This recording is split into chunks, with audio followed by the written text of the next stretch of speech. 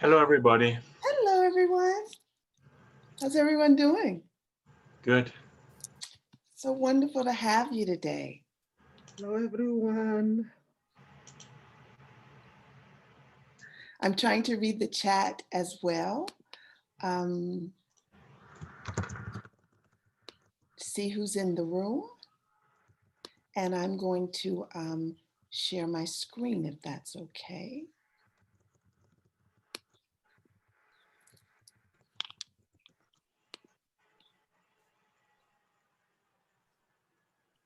Let's see here.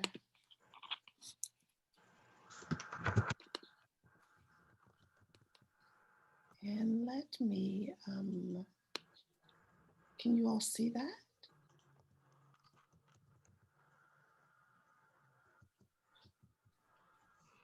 I can see the slides, Arnita. Okay, wonderful. Let me just make sure I put it in presentation mode.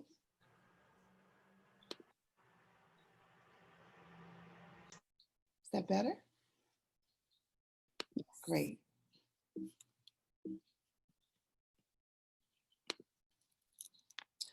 So today we're going to be discussing how do we address different learning styles in the online learning environment. And again, I'm so happy, we are so happy that you all are here to join us. We're going to have a brief introduction, a brief overview of what we're going to do today, as well as have an activity. We're going to present some information, have another activity, and look at some resources that are available, and have a few moments for Q&A. So the goals for us today are to provide an overview of equity-based tutoring. We're going to discuss different ways that we can approach learning styles in the online environment. And then also we'll look at some strategies to support your practice, to increase meaningful engagement, and again, participate in some activities to equitize your session.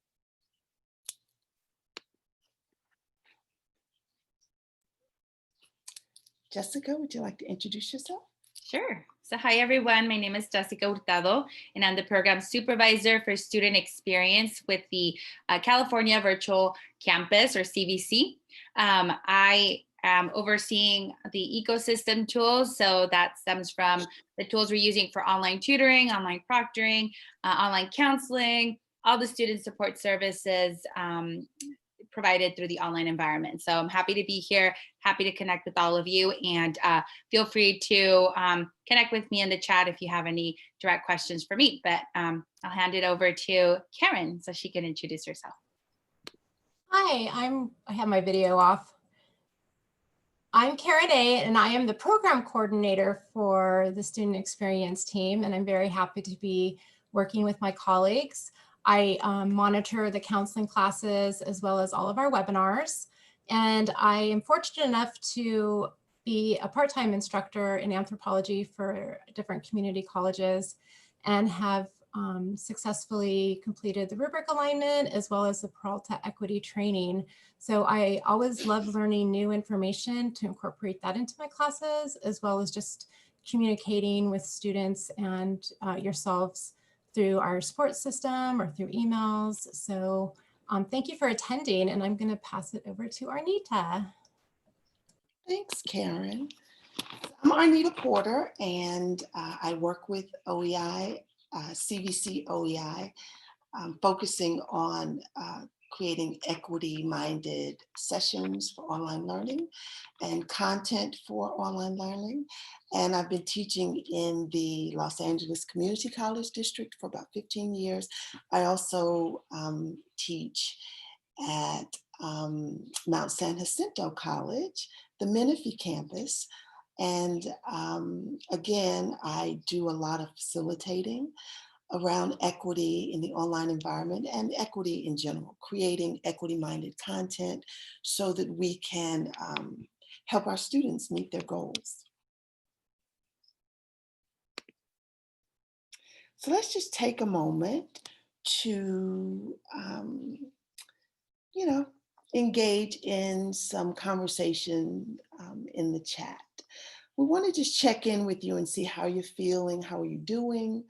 We also want to just kind of learn about what have you learned about yourself and your practice since we have now transitioned fully into online learning. Some of you, of course, have been tutoring in the online environment for a while. Some folks are new to it, but either way, we have students that are new to online learning overall. And it's creating some challenges. So we just want to know, how are you all doing?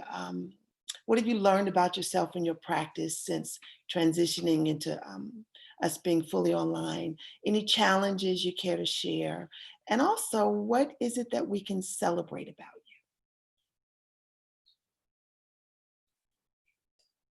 you? I don't mind speaking, or do you want us to use the chat? That would, absolutely. I was just going to say that if anyone would like to speak and share, that would be great as well.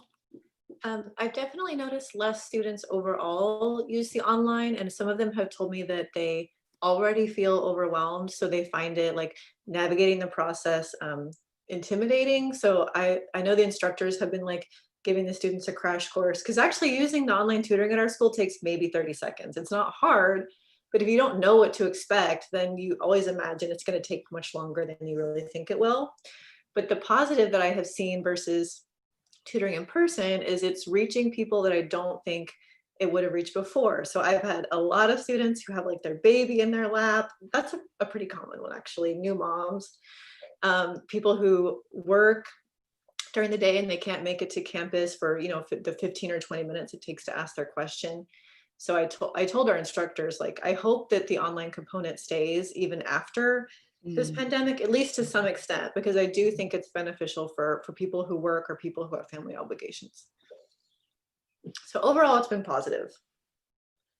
That's great.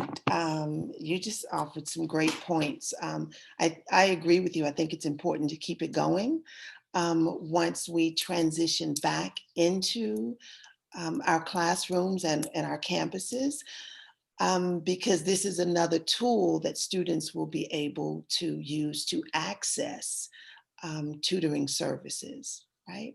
Oh. Anyone else? I can't see the chat.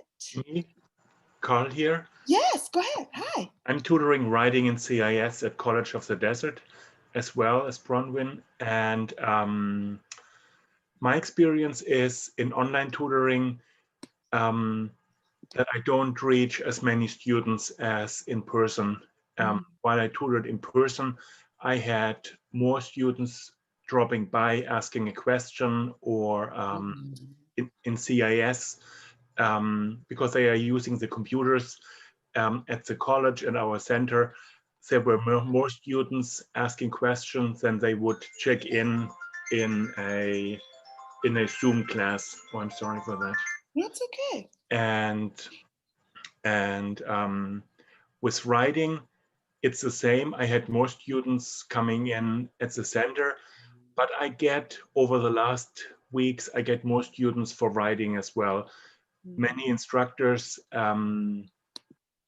actively advertise it, and some make it kind of a requirement that they check in with the tutor, and we have tutor participation sheets that we hand out to students, and we write down in what way we helped the student and what suggestions we did, and if we help with formatting or with grammar, run-on sentences, things like that. And not all students are coming from that lecture, but there's a larger number that drops in and gets help. And I wish students would come in a little bit earlier in the writing process, because most of the time they are coming the day when it's due. But that's a little bit better in the online environment, because usually at our college, papers are due before midnight. So when they check in during the day, we have more time to work on. When it was in person, they would check in maybe an hour before the lecture starts. So the time was really limited to work on that paper. And now with the online environment, we have a little bit more time, but it's not enough time to do a lot of fixes. And some papers need more help than others. And our coordinators told me, if there's too much to fix in a short time, focus on one point and explain this, and let the student know the next time when they have a project like this, please check in earlier that there is more time to work on that assignment. But overall, it's highly appreciated. Students are very thankful that we are there, and the feedback is really good. That's good to know. That's good to know. You make some great points. Anyone else? I would like to speak, so Yes. I don't have to type that all out. My name is Melinda. I'm from Clovis Community College Tutorial Center. I'm a writing tutor, also do Comm Lab. And as for your question about the transition, like if we've noticed a difference, quite frankly, it's been rather the same. In the beginning of the semester, it's pretty slow. As assignments get assigned, as speeches start coming in, as things start rolling out through the semester, then we get busier. And I went from having no appointments for weeks to having 2 appointments, 3 appointments, and several students. So I think it's Why do you think the change is? Why do you think that happened? It's because students need the support. They get to the part of the semester where, and I remember as a student, that's how it goes. You know, you're very busy, you're doing a bunch of different stuff, you're trying to get your assignments done. It's not until draft 1, draft 2, draft 2, draft 3 that you get more feedback. You know, okay, I need help. I'm in over my head in certain areas. So I feel like students come once the instructors have almost already recommended, go to the center. You know, you need some help with these sections or whatnot. For communication, for the Comm Lab, I feel like it's the speeches. It's when the assignments are set up. And once they're about to, sometimes I'll have tutors come in just before their speeches and they're like, can I run it down with you real quick? So it just kind of depends. So I feel like it's it feels the same in the beginning of the semester, it's pretty slow. And then as it picks up, as assignments pick up, it gets busier and busier. As for how it feels pretty great. Our center has a great team. I actually, we did a tutor turn up. We do these things to kind of encourage each other and have fun. We do them online. I like that tutor turn up. I love Yeah. that. I want to hear about actually, that. we gave out, I'm the community connections and events team lead. So anything that has to do with like our community involvement projects, we're going to be writing letters to CAL FIRE that are all the firefighters, first responders that are helping up at the creek fires. So we're doing that. But for the tutor turn-up, I wanted to tell you, I included the brochure. And my whole center got it, and it's in the drive now. So I'm thinking hopefully soon we'll probably talk about it a little bit during a Monday night meeting. That's great. But it's been great. We have a great team, and we communicate well through Discord. And the students, back to the students, I think it's really nice to see from the beginning of the sessions to the end of the sessions, how applying these mindful practices has been really nice. I've had students give compliments to me, to my coordinators, that I've changed their learning style, that I've listened to them, that I made them feel heard. So it's nice to have that connection, I think, which I had been trying to talk about. So this brochure really helped get it going. But yeah, that's us at Clovis. That's great. Thank you so much for sharing about what's happening at Clovis. Tutor turn up, I really like that. I just want to say very quickly, you may hear some noise in the background. The gardener's outside, and so if you hear a lawnmower, forgive me. I'll try and just talk over it. Okay, but I just wanted to let you all know that was happening in the background. Anyone else like to share? I wanted to check in with the chat as well to see what has come up. Trying to, listen and make sure I check in with the chat. Hi, Sivane, how are you? Hi, I wanted to share instead of typing it on there Yes, as well. great, great, go ahead. So I think if anything, I'm from Cuesta College, and I'm the associate director to Student Success Centers. For me, the connection with the faculty has been amazing. It has increased, and I've been able to connect with them, do a check-in. We do have embedded tutoring and drop-in. So my workload has not decreased. We've been really busy in the sense that faculty are checking in and they're asking for ways to connect with the tutors or connect their students to the tutors. So they've been collaborating with us in assigning a short assignment that they can come to the writing center or to the math to ask a math tutor. And so certain teachers are assigning small assignments that connects them to our virtual center. I was super excited about that because you get to see a lot more students coming in. And as far as challenges, we all had them. I think for me is the study groups. The students are not coming and doing that community building, even though we might offer them a virtual room available so that they can come in and do that. It's not the same as face-to-face. But as far as celebrating, we've adopted new ways for English. We used to do only drop-in, and in our embedded, we'll do also drop-in times in our virtual center, and we've adopted the by appointment, and that has been really busy. And especially with the teachers that have been assigning short assignments so that they can get credit for that, we've been really busy with that. Oh, wow. Okay, all right. Anyone else? I would like to add. Yes, also. please. My name is Farial Saeed, and I'm from American for College, Los Rios Community College District.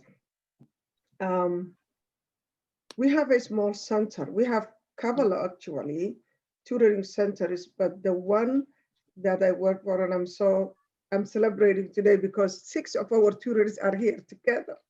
So I'm so excited about that. So we do have a small center dedicated to the categorical students, EOB, NS, CalWork, SCARE, Next Up, FFY, and veterans and DSPNS students. So those are the group, and particularly we only tutor math, chemistry, biology, physics, and statistics. We learned that those are the most challenging courses for the categorical students. So we help them to build that base. And also being in remote now, definitely it decreased the number of attendees coming. There are a lot of challenges those students, particularly the student population we help have, comparing to others, but we created, one of the things that help our students is we created a Zoom link that can be available anytime. They can just drop in Monday through Friday, 8 to 5. So they don't have to hustle with, they just click that link, they come in, if a tutor is available, it's considered a drop in, we immediately book them an appointment and then put them in a breakout room, or they can either call or email, but they prefer for the most part, they just drop in just to say hello and feel good about, coming in and making that connection. I think that really helped for those who don't show. Once a week, we call them, that is a human touch added to the value, because I think you don't know what their life look like unless you make that call, and they appreciate that. Oh my God, thanks for calling me. Somebody care about me. So we do that. And as far as numbers are growing much better than spring and summer, of course, but still we are not there. We used to help about 2,100 students, duplicated number of students each semester, and now it's not even close, or 350 to 400 unduplicated number of students each semester. So we'll see how it goes, but it's going very well. as far as, connection and communication and is concerned. Yeah, thank you for the opportunity. We really appreciate it. I'm hoping that we learn a lot from this program. I'm so grateful to this team. Thank you, everyone. Thank you so much for sharing. So it's sounding like when we switch up our ways of reaching out to our students, the outreach efforts, that's helping students to know about the services that are being provided, what it is you are offering, and then taking the time to reach out to students to just see how they're doing, and giving them an opportunity not only to learn, but to chat and connect, that seems that's helping your efforts. Absolutely. And our link is available multiple places on campus. Okay, so the main marketing, website of American for College, in the categorical program sites, also all the counselors have them, so they can just forward that email with the link and everything to the students, say, go there right now, you can do that. Yeah. So I think access is important. If people know how to access, they can do better. So I think for us, that's the key. We make sure that.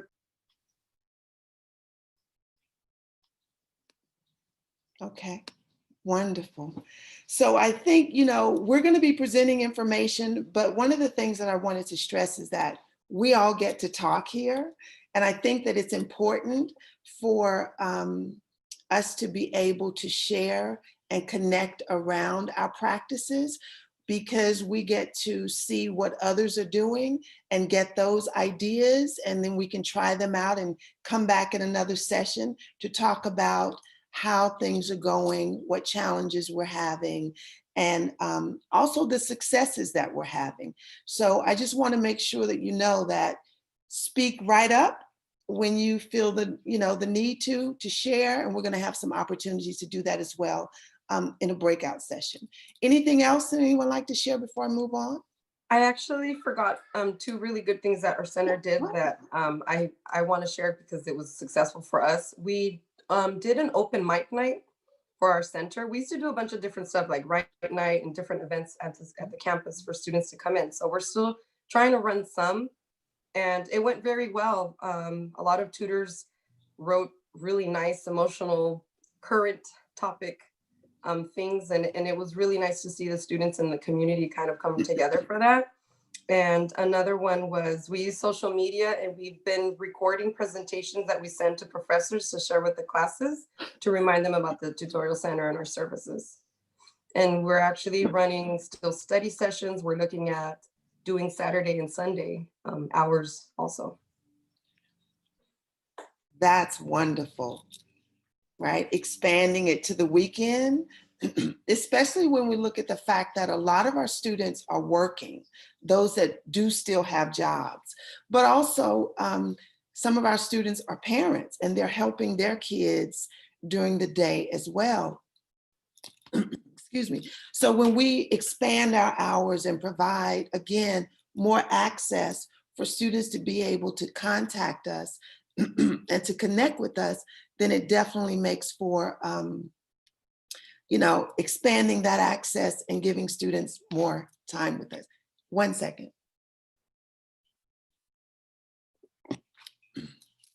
Let's hope that helps. I'm sounding a little like Kermit the Frog here.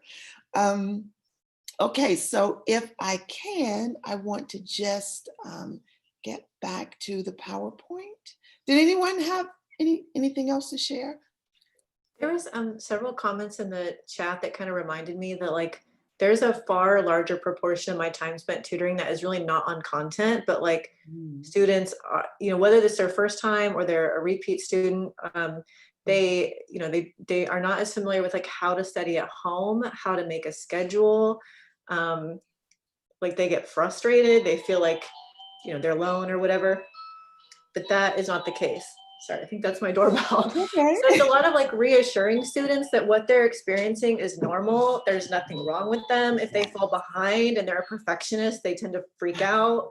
And so it's reassurance of, it's okay. Like, you know, if you're behind, like just be honest with your professor and make a plan to catch up. Don't let it become something where you just avoid it and then it just gets worse and worse and worse because, you know, it feels bad. So there's not that we're counselors, but there is like some component of that Absolutely. because we are students too. We've had those same experiences. So we have, you know, sometimes something to offer them that they're not alone in what they're going through. Absolutely. Absolutely. Your doorbell, the lawnmower in my yard.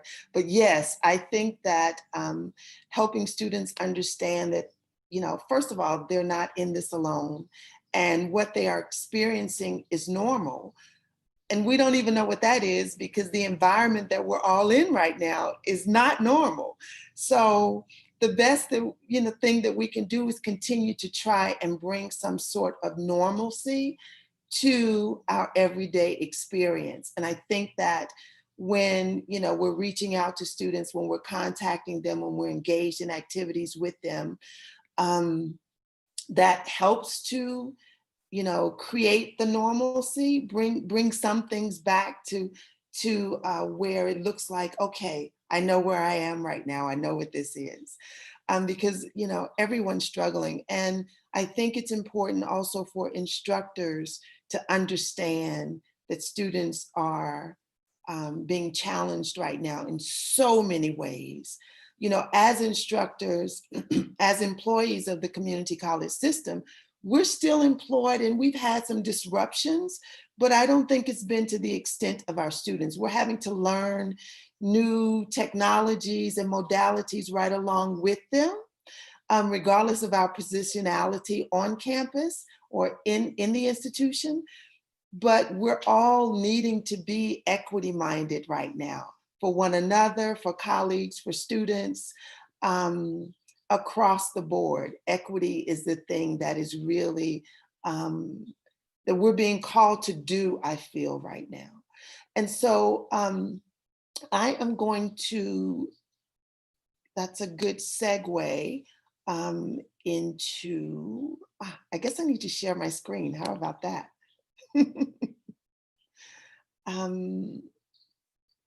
So here we go. Can you all see that? And I'll just put it in presenter mode. Oops, that is not the mode that I wanted. Slideshow. So that brings us to this point of equity. And you all know what it is, I'm sure of that, but I still always like to just, you know, quickly drop in as we move forward in the conversation. So we look at equity as being something that is focused around ideas of being just and fair and impartial. And again, when we think of equity in terms of education, we look at it as being structural and systemic, something that we're striving to achieve and to sustain it. And of course, we're bringing that into the online learning environment. So equity basically means access. We've been talking a lot about that and how you all are doing such an amazing job increasing access for our students by providing this valuable service of online tutoring. So again, when we're talking about equity, we're looking at the fact that it's not about taking someone else's pie, because we say that we know that breeds resentment. It can lead to resentment, but we're talking about making sure that we provide services and information and guidance and the things that our students need, the essential ingredients that allows them to bake their own pie.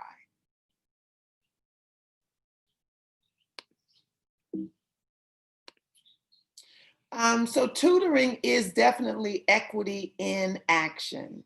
And some of you may have been here before with us, but if you're new, just know that I absolutely love tutors. Tutors help me to get through college and law school. And tutors are helping my daughter right now in her freshman semester, her freshman year. First semester at Virginia Tech. And we are definitely using tutors for calculus and chemistry. So I want to talk a minute about your sessions. What do your sessions look like? What's your process? How do you prepare? How do you create student-centered or learning-centered environments? And then how do you create meaningful engagement for your students? And we ask that because ACLA has a meaningful engagement principle and standard regarding online learning. Now, the principle is to a quality learning experience in an online tutoring environment builds on student knowledge, ability, and addresses gaps in student understanding while providing students with opportunities to express and demonstrate their learning. Now, one of the things that I learned from law school is to always break down the elements of a crime or a statute or what it is that you're working around. So when we look at this, the principle for meaningful engagement and breaking that down, it says to me that the things that need to be focused on is how are we building student knowledge? How are we building students' ability? And then how are we addressing gaps in student understanding? And while we're doing this, how are we making sure that we're giving students opportunities to express their learning and to demonstrate it? And then we look at the standard. The standard says that the online tutor incorporates strategies to foster participation and active learning, including both one-on-one and group formats. So interaction should be between student and tutors, as well as between and among students themselves. But I also like to say, how are we making sure the students interact with the information that we're providing, with the content that we're providing? How do we make sure that students are walking away having experienced meaningful engagement with both the content as well as with you and with other students if they're in groups? So when we look at meaningful engagement and look at that in terms of learning styles, we know that there are different learning styles. We have visual learners, visual verbal learners, we have visual nonverbal learners, auditory and tactile learners. And so visual learners, of course, learn by reading or seeing pictures. The written word is more meaningful to them. Visual nonverbal learners, they learn by reading or seeing pictures, but the difference between them and the visual verbal learners is that they need pictures. They like to have pictures and graphical representations of the material. Auditory learners learn by hearing and listening. That happens to be my style, as well as visual. And tactile learners, they learn by doing, by touching and doing. And so when we think about the different types of learning styles and how they best learn what best suits their needs, and then we look at the content that we're providing when we're engaged in our sessions with them, how are we addressing their needs? How do we make sure that we're addressing their needs individually? And what if they are, what if you have a student that, all of these styles work for them?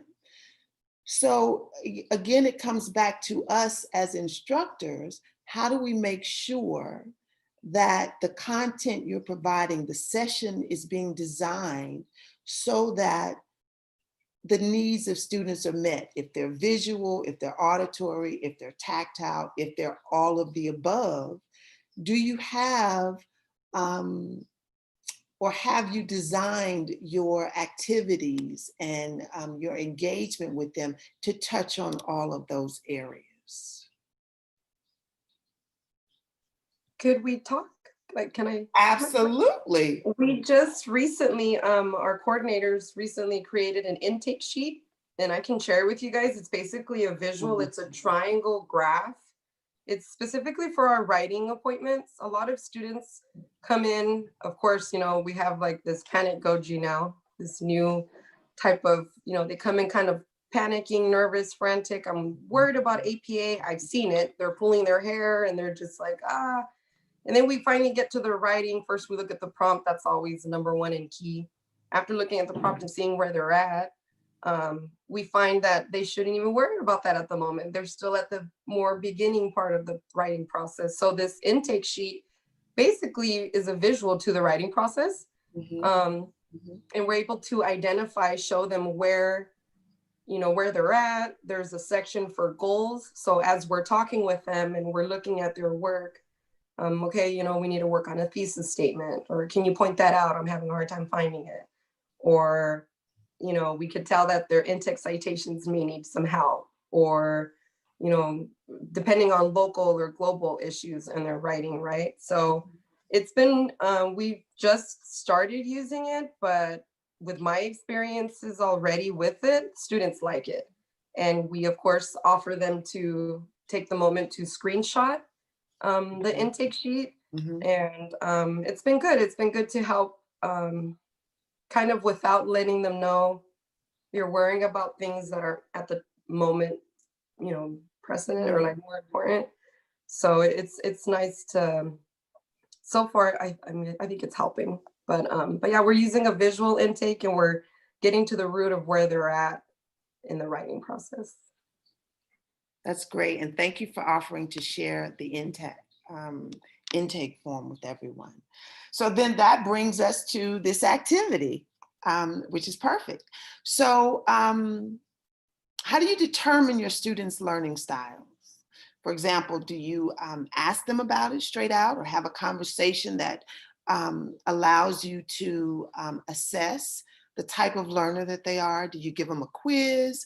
Do you provide a short survey? Or do you utilize activities that might surface how they learn? So you can use the chat to add to this. Or, you know, and feel free to share with us as well. I kind of wanted to ask about this a little bit, because I think sometimes, so the idea of learning styles is excellent as like a supplement, but I do think, at least from a STEM perspective, I don't know what it is for other majors. So I'm dyslexic, and I have always thought of myself as like, oh, I'm a visual learner, I'm an auditory learner. Like, I don't learn from reading because reading is extremely slow for me, like it still is. But because of that, I had this mindset, okay, I'm visual and auditory, and that's it. And like anything that required reading a book, I just wouldn't do it. It like became this like self-limiting belief that I couldn't learn certain ways and I could only learn other ways. So when I have students tell me like, you know, oh, I'm a visual learner, like that's the most common one that I hear, is I definitely encourage, you know, I use a lot more diagrams. I'll recommend them to 3 Blue, 1 Brown, which is like a visual calculus series on YouTube. But I also let them know that there are going to be certain types of assignments or certain classes where like the types of learning that you like are not necessarily going to be very applicable, or you're going to have to work 10 times harder to kind of shoehorn it in. So I think, I don't know, I guess I have very mixed feelings about it, because I think it's great to figure out what works best for you, as long as you don't use it as a way to not pursue other avenues. Because I think ideally incorporating as many things as possible. So when I use, you know, audio textbooks, I do diagrams and mind maps, I read the book, like, you know, I try to mix in everything, or like making models, which is kinesthetic. I feel like that helps me learn the most. But I still am definitely like heavily in the visual category myself. So I do get it when students say that. Thank you. I think it's important to look at, you know, to determine the styles, but also with that understanding that there may be different styles involved as well, like you mentioned. Because, for instance, I know for me, auditory works for me, but visual as well, and reading, that works for me as well. I am learning though sometimes that if it's too much content, I just look and say, you know what, I'm not going to read all of that. I just don't have the time. And I find myself getting lost a little here and there now because of, I just think it's the times that we're in and the stressors that we're under. I just, and I'm finding that with a lot of my students too, they're saying this is just too much. Is there a way that you can offer this another way? So what I try to do, and just as an instructor, as a teacher, I'll provide content in my modules, but I'll also have a YouTube video that talks about that. Or I'll have my own video that talks about it, the short little chunked out videos. Or, I look for graphics and images and just things that I think would be helpful to everyone. And then I invite them to, choose whichever way works for them. So with me providing different ways for them to engage with the material, and then just allowing them, if you need to hear it, or if you need to see it, or if you need to read it, right? This is all being provided for you. And that way you'll feel supported. So I think that, that's a good approach. Some people think, well, that's just too much work. But if you're in the business of supporting students with what they need, then that means sometimes we need to go above and beyond and do a few extra things that will make sure we're, providing them with what they need, right? So I just want to look in the chat real quick to see what do we have here. Someone else want to speak while I'm looking at the chat? For us, we realize since we are categorical supporters or categorical students tutoring program, we have learned that it's critically important for us to make sure the tutors trained or at least have an understanding of learning styles. So every semester, a week before the school starts, we have a big orientation and we facilitate, we ask the counselors to facilitate at least 2, 3, sometimes 4 workshops, different topics. And all these topics come from the tutors. What do you want to hear this time? What do you want to learn? What do you want to improve? And we go back what we have done last semester and then look at it. What was the most challenging things that we have learned? And then we facilitate them. So this topic of the learning styles is always on the top, always. So we do that almost every semester. And some of the counselors, they do with the tutors first. What's your learning style as a tutor? And then vice versa, they teach them also how they can ask and what strategies they can use as well. So I'm hoping some of the tutors, if they have anything to add, they can add to, but it is really, really important topic to know. Unless, there's a magic here, you will know somebody how to learn. There's no magic for that. And I think for us, the best one is we encourage tutors to say, how do you want to learn? Tell me about it. Especially when a student say, I failed this class twice, you need to digger before you say, okay, we're going to work on the homework. It's not about the homework. It's about the underneath. What is underneath this problem? If this student failed this class twice, we need to go back and find out what happened and what strategies we can incorporate this new course so the student can pass this time. And we also give them additional time for those who have additional challenges, whether it's learning style or a learning disability or failing the class and so on and so forth. Thank you. You make some very important points. Thank you. Mhm. Yeah, very important points. And we're going to come back to some of the things that you just talked about. I wanted to make sure I also mentioned what Jackie mentioned in the chat. She said, because we use an individual approach when tutoring, we use a combination of methods to find each student's learning style through asking open-ended questions, watching verbal, nonverbal cues, body language, and observing activities and information that's shared in their papers and notes during screen sharing. Okay, great. Thank you, Jackie. I'm so excited that you all are putting this information in the chat because I want to ask you all, you're going to be, of course, have access to this recording, but make sure you save the chat. You can click those 3 little dots that will allow you to save the chat so that you'll have this information and you'll be able to scroll back through to see some of the practices that you know, your colleagues are using, your peers are using, and we can, you know, this is just very helpful information. It gives you kind of a temperature of what's happening out there in the field on different campuses. So please make sure you do that. And yes, Fayal, yeah, well said. Okay, so I'm gonna go back to sharing my screen here. Thank you all for providing that information. You know, if you have any quiz questions that you have, you know, some folks give a short quiz or a quick survey and just ask a few questions to help determine the style of the learning style of their students. So one of the questions comes up often is, can we address all needs of every student? Can we address all needs of every student?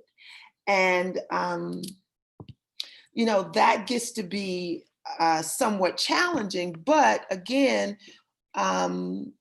just going back to what Jackie mentioned in terms of, even though they use an individual approach, they have a combination of methods, right? To determine their students' learning styles. So can we address all needs of every student?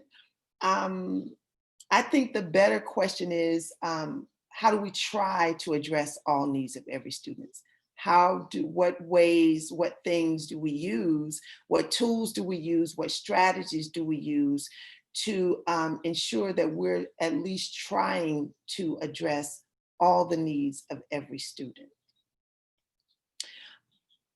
And that's important because our students are challenged. As I mentioned a little bit beforehand, and some of you may have attended some of the earlier sessions, but our students are stressed out right now. They're going through a lot. And nothing feels normal right now. And a lot of our students are particularly on edge, given that the election is right around the corner. We just don't know what's going to happen from day to day. And students are really feeling the brunt of it. They're concerned about their mental health. They're concerned about their finances. They're concerned about housing. They're concerned about whether they can even afford to continue in school. And they're concerned about, do they even have the mental bandwidth and the capacity to continue. So they are really experiencing a lot right now. And so the services that we provide has to take that into consideration. And of course, online tutoring is addressing the needs of our students, but we have to look at how are we addressing their needs? And so when we drill down into looking at their learning styles, I think we have to take other things into consideration, because what may normally be their learning styles may be disrupted at the moment because there's been so much to interrupt you know, our everyday existence. And so our students are saying that you know, 85% of our students are saying that they really need tutoring and advising and academic support, but they're feeling like, a lot of their schools are not providing the services that they need.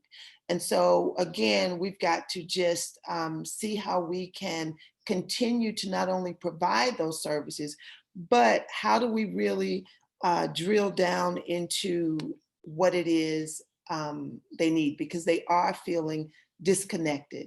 And I think the steps that were mentioned earlier, just reaching out to them, asking them how they're doing, even before you start the work, maybe have a quick conversation to just check in to see where they are, how they're feeling, what they're experiencing in life at the moment. And sometimes that information will support you in determining how best to provide that content to them. The digital divide is also creating a lot of challenges for our students, even though we're doing our best to address all of the other challenges through online tutoring. But we're finding also that this digital divide, it's always been present. It's widening. We're trying our best to find ways to address it. We're providing Chromebooks. We're providing hotspots. We're opening up our campus parking lots so students can come and have access to the internet. But, I was in a meeting yesterday with one of the campuses that I work at, and we found out that Chromebooks that have been put on back order are now no longer available. And so we had projected how we were going to meet the needs of some of our students, but now that has brought on more challenges. And so we're doing our best to make sure we can serve our students, but we keep just getting hit. But the beautiful thing is that we keep getting up, right? We keep getting up. And so that brings us back to the standards, the principles and standard of ACLA's meaningful engagement. And how do we look at what's working and how do we know? But then also, what else can we do? What else can we do? And just in keeping the standards in mind, the principle and the standard basically, again, says you want to look at providing a quality learning experience that builds on student knowledge, ability, and addresses gaps in understanding, but also making sure that students can express and demonstrate their learning. And then that standard, the main thing we're trying to do is foster participation, right? And active learning. So again, just looking at the service that you provide, looking at your sessions, but also looking at how you design your sessions. When you design your activities, if you, for instance, have a student who is a math student, let's just say a math student is having some issues and comes to you for assistance. How do you find out what that student needs? And how do you, in that moment, address those needs with the type of content that you're providing with them? And how are you making sure that they understand? How are you measuring that? And also allowing students to express what they're learning, what they're struggling with, as well as demonstrate their learning. So we're going to spend a couple of moments in a breakout session, a few minutes in a breakout session, just looking at this, because I think it's important to share just how we're addressing these different learning styles that our students come to us with. And I think it's important to look at how it's done across disciplines, right? Because even though something may work for math, maybe there's a way to tweak it so that it works for a student who has some challenges or needs some support in English, or ESL. Whatever the discipline is, I think it's good to look at different areas and different ways of addressing styles to ensure that we can pick up on some things that we can take back with us to our respective campuses. But also understanding that the goal is to foster participation and active learning, right? So how are the strategies and the tools that you're using, how does it do that? How do you ensure that you're providing meaningful engagement for visual learners, auditory, as well as those who learn by doing? So what we're going to do now, I'm trying to make sure I keep up with the time. So we like to have a breakout session. And we want you to just think about your sessions and think about how you would redesign a session. Think about an activity, for instance, and look at this one activity that you use to support students. And then how would you redesign that activity so that you're hitting all the marks, so to speak? So imagine the student has all of these learning styles: visual, auditory, tactile. What are the ways you would redesign this activity to make sure you're providing students with the support that they need in your session? And then how would you ensure that this is creating meaningful engagement based upon the ACLA standard? And then how would you measure it? So we are going to take a few moments and let's see, give you about 20 minutes. How about we, I'm going to stop sharing. How about we ask you all, 15 minutes enough time for you all to talk? 20? We have about 30 minutes left. So what would you all like to do? Shorter, longer, what? You can speak out, you can put it in the chat, completely up to you.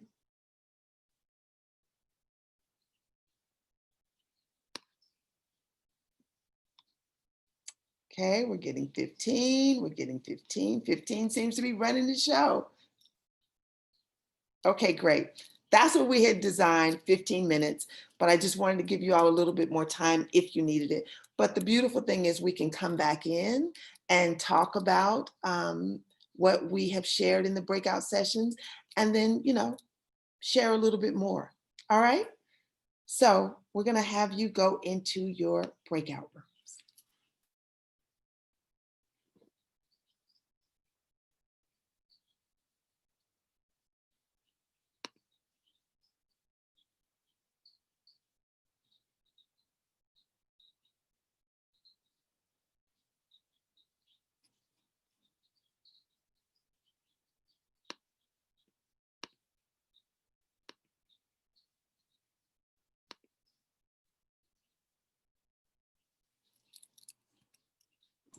I assigned you to a room, Arnita, but it doesn't look like you're going.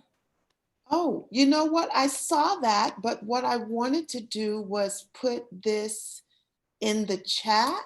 But I wanted to ask a question. Would they be able to see it in the chat? Not in their breakout room. I don't believe so. Not in the breakout room. Okay. I'm sorry, my phone's ringing. I'm going to mute myself. It's okay. Hi, everyone. This is the captioner. Hi. Hi. I wasn't sure if anybody requested my services, but last time they didn't, I don't think, but I'm here just in case I need to be placed into a specific breakout room. Thank you so much.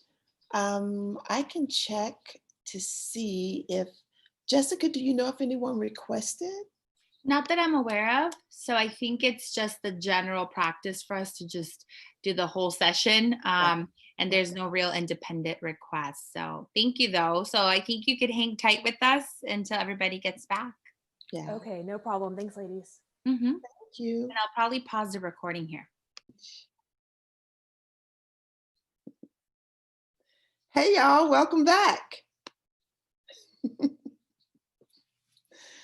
How'd it go? Bet some good stuff happened in those sessions. Yeah, we get some thumbs up. Yep. Okay, good. So how about, normally our format is someone from each breakout session takes a moment and shares out, what was discussed, and gives everyone an opportunity to hear it. So we can take it that way if one of you from each group would like to share out. But also if someone feels like you missed something, maybe a member from your group can jump in and help you out. So you can tag team it if you need to as well. All right. So, okay, I don't know, group one, let's go. We might have to tag team it, That's but it was, we had several people in our group, including Ted and Mary Nice. and Ashley, and I know I'm missing someone. I appreciate you doing the shout outs. Sydney, am I pronouncing it right? So we were discussing the various ways of using the various modalities of engaging students and talking about the fact that regardless of the student who comes into tutoring, they often may have diagnosed or undiagnosed learning disabilities along with those, right? And on top of that, we also, some of us have deaf students among us who come in for tutoring and all that. So talking about doing very short activities that are engaging, that are able to catch what styles of learning that they're doing, and doing activities that touch upon visual, kinesthetic, watching what they're learning, watching what they're hearing, what they're saying, looking at how we share the screen. Like if we happen to look away and we're talking, if they don't seem to be understanding or hearing, maybe that's a cue for us that maybe there's some hearing deficiencies going on as well that we need to make sure that we're focused on, and creating meaningful engagement by asking a lot of questions so that you're both working together to show engagement, and measuring how someone is learning by the feedback that you're getting, and are they able to explain it back to you or show it to you in some way, or write it to you through chat if they're being bashful, and various things like that. I may have missed some things. Please chime in, anyone from group one. Did she get it, y'all? Okay. Great job, Jackie. Thanks for letting us know.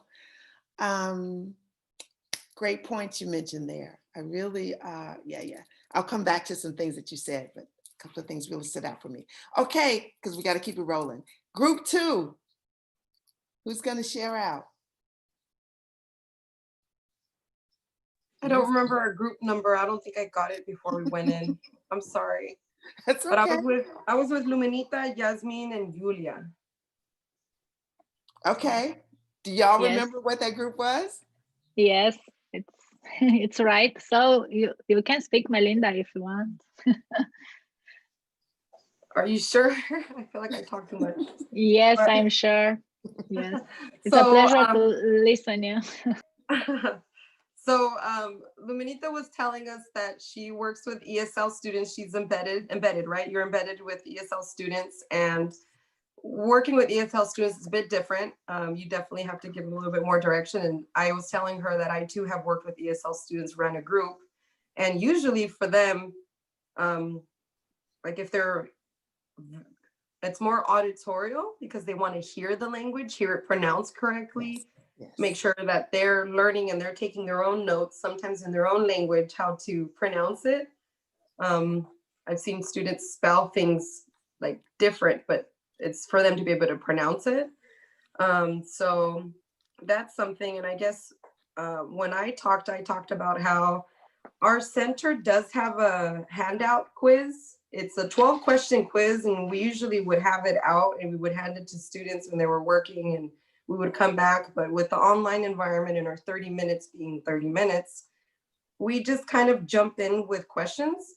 Some students will let us know directly if we don't want to use negative language, but if they're, just for the sake of time, if they're challenging or if they're challenged, or if there's a barrier, then we won't even ask them to make them feel uncomfortable. We'll just ask questions or see what has worked for them in the past, or we usually will just give a mix. I'll use the whiteboard, so we'll draw graphs. I'll use visuals. Our handouts will have, different instructions for different types of readers. Or even when we're discussing reading and annotating, I'll say, well, print out your article if you're a highlight paper book type of person, or you can use Noodle tools and have it all together electronically if you're an electronic, just reader. And then also for when they're writing, to use dictation. Word has dictating, Safari or, Apple has dictating. So sometimes that's helpful for students. And yeah, basically just offering a whole mix of it. And it's different also in communications, depending on what the student needs help with. But did I miss anything else? No, you're okay. But basically just time, we keep track of the time, and we don't want to spend too much time talking about learning. I guess we just give them a mix, and depending on what we gather from this tutorial. Okay. Okay. All right. Great job. Thank you so much. Thank you. Don't know what group you're in, Melinda, but whoever's in the group with Melinda, great job. All right, who's next?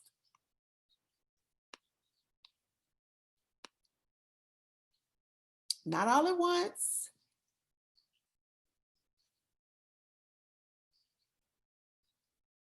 Okay, I think we had 6 groups, right? I think we had 5 or 6 groups. 6 groups. 6 groups. Okay, so that was 2. So now we're needing to hear from a few more. So who's going to share about what was discussed in your group?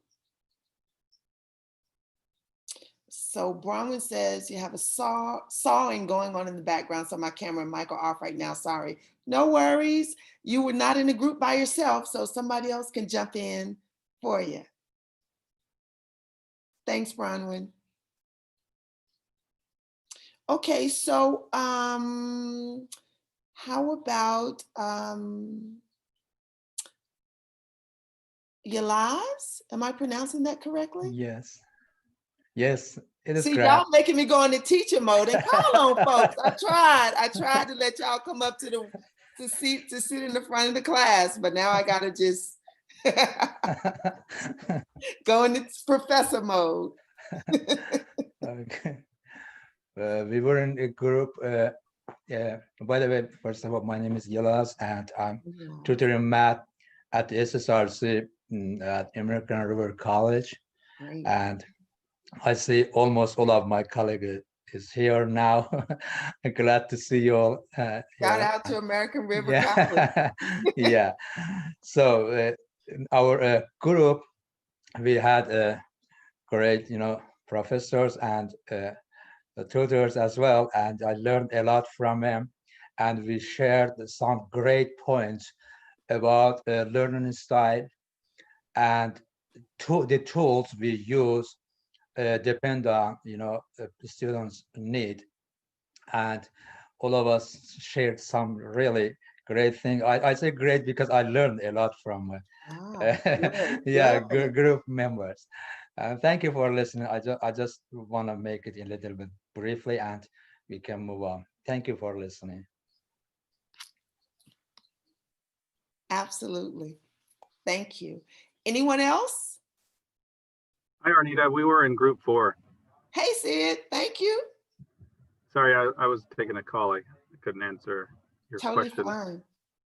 fine. So we spoke a couple of things, which probably most of you already do, which is breaking down the question so that the student understands every part of it and stopping where they don't understand, and then resuming the rest of the question and finally summarizing it by using another problem and allowing the student to walk and explain the problem to the tutor or the professor as if they didn't understand the problem themselves. And so that gives the the student the opportunity to be able to apply what they learned during that session. So we talked about that. And I mentioned something else as we were listening to that. I imagined myself in front of a tree, and that tree had all these fruits, but those fruits actually were subjects like math and science. And so I like to imagine things because that helps me to remember, because words, I can understand them now, but I'm going to forget them. So if I imagine something, which, like in this case, the tree, I use that to for the explanation that to me the tree is the internet. And so if I understand where to look for things, for instance, if I'm helping my son with his algebra, or my daughter with her chemistry or biology or history or whatever the subject might be, I might not remember exactly what to do, but I sure can find something really quickly. We'll go over it together. I'll pull out my makeshift do-it-yourself whiteboard and we'll work on it together. And so that's something that I shared as well. Wonderful. Thank you, Sid. Thank you. I like that image of sitting by the tree and the subjects being the fruit on the tree. That's awesome. Morgan, were you going to say something? And you all can always do a thumbs up if it's something that you like, or Yeah, no, I was just going to add on to what Sid was saying. I was in Cool. Sid and Bronwyn's group. There were a couple other people in there as well. But we were also kind of bringing up the idea of, one, we were saying how interesting it was, the different hurdles and kind of ways of addressing those hurdles that students have were actually really similar across a lot of different disciplines. We had some math and science folks. We had, I'm in English and writing tutor. So it was interesting that we had a lot of similar, again, similar hurdles that the students are dealing with, and similar ways of approaching, helping them overcome those things. But we, to Sid's point, we were also talking about providing lots of different options, asking lots of questions, and giving a lot of outside resources. So giving the student lots of options for not only, within the session, but also stuff that they can refer back to, if they don't have access to us all the time. And also, like, if it's something like he mentioned YouTube, and that's a great resource for some people if they're not really understanding it one way. Here's another way that we can try, or here's another somebody presenting the information in a different way. So that was another thing that we had kind of discussed as well. One, just to add to Morgan's comment, was one other thing that we talked about was I use a Google Doc, and I like to save any links that I find that were very helpful. And so there's a lot of different categories, and I believe it was Bronwyn that she had something similar where she saved, on her computer different links to different, multiple subjects. And so it's kind of like a dictionary or like a phone book. You know, if you're trying to look for a phone book, you know, if for a phone number, you can quickly access, you know, the number because you have it there. And so just I as soon as I found out about Google Docs, which was just a few years ago, you know, I quickly stopped using Microsoft Word and I only use that because I don't have to even click save. It does some Google Docs where I have, you know, these links that, you know, I'll type a little heading so that I know what it's about. And then I put, you know, all the, I used it quite a bit for microbiology because I needed a lot of help. So, you know, I have all these links that I found that were really helpful. And then I just continued adding and, you know, for the different subjects. Okay. Okay.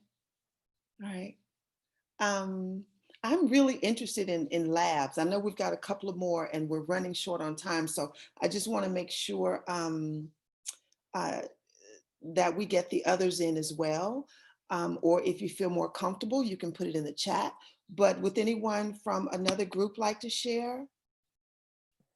And also, if anyone has any information about, you know, labs and things of that nature, like how do you, you know, especially for those who like to learn by doing, that's, you know, they need to put their hands around things and that's how they learn best.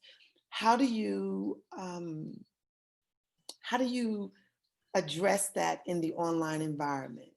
What are some of the ways that if anyone has any information around that, I'd be interested in hearing about it.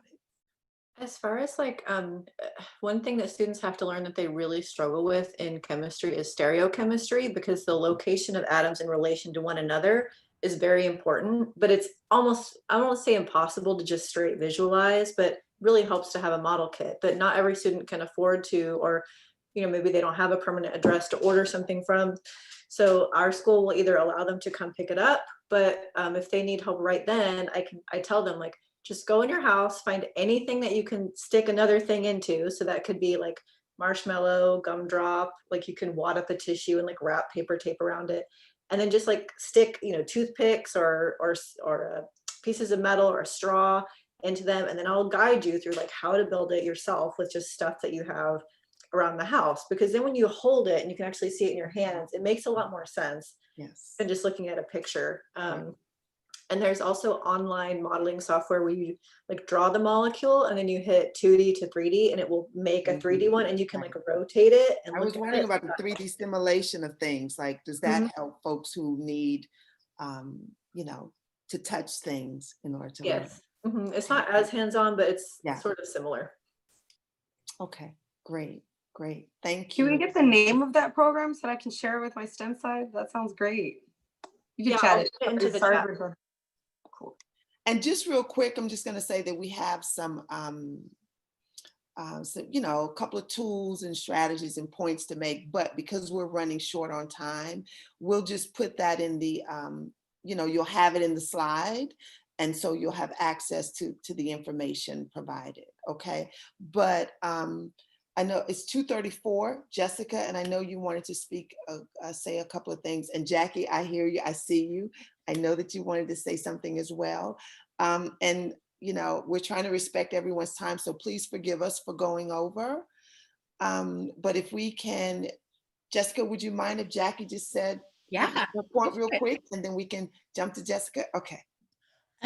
For those of you who also work with ESL students, I have found that Esl Gold is really a wonderful site. You can access it just by typing Esl Gold through Google, or you can access it through OWL at purdue.edu, because that's where I discovered it initially. And we use that a lot with our ESL students for, at least I do, for conversation groups, but also for pronunciation guides, how to ask questions and critical thought. And they even have videos in there that have space that pauses for the student to repeat after. So for those of you working with ESL students, Esl Gold is a wonderful resource. Thank you so much for providing that information, Jackie. Okay, Jessica, want to jump in? So just to wrap things up here, again, I just want to thank you for all your participation. We have one more webinar to go. We really, we went from planning one session to creating a whole series because there's just so much to talk about and so much information to share. And we got so much great feedback about this being so important, right? And more than ever, this is such an important topic to bring to the table. And so we want to invite you to the last webinar session of this series, but it's going to be a little bit interesting. We're going to kind of switch it up a bit. We are actually looking to highlight your successes, your approach, what you have actually put into place in either your tutoring sessions, or if you're a coordinator or director, if you want to highlight some of the things that your department has done. We're calling it the Equity-Minded Online Tutoring, Building Community and Sharing Practices. So we have a quick survey or more of like an intake form kind of. If you're interested in participating, we're going to highlight 2 tutors and 1 department. I wish we could highlight everybody. Yeah. But we want to invite you to please, if you're interested, if you want to present for your colleagues, this is going to be for the whole CCC system, right? So it's a really great opportunity to share practices and to connect with each other. So Karen has included the link in our chat. If you can please take a look at that. If you're interested, it guides you through just quick questions. And then if you go ahead and submit that, we will be in contact with you. And again, as much as we wish to take everybody and we love to highlight everybody's success, we are going to keep it to 2 tutors and 1 department during that session, okay? And so again, we invite you to 1, come and join us for that session. And then 2, we also invite you to participate in that session. So that's it for us. So if you have any questions, Arnita will. One last thing, I think it's important for this conversation to continue. So I'm going to, push for us to do this more come next semester, 2021. God only knows what's going to happen. If we're all still here. Oh my God, that would be great. If we survive all of this. But I really think that what is budding here is an online tutoring community of practice. And I'm so excited that I get to just hang out with you all and we get to share and talk and keep this, this information, share this information and keep this going. So if you all are up for that, then we'll look into setting some things up so that we can become our online community of practice. Actually, I really enjoy that. I remember taking a formation class for catechists. It was, through our parish. And I remember the classes actually involved settings where there was other catechists that, were experienced, 20 plus years. And so they broke us up in groups after, the presenter gave information.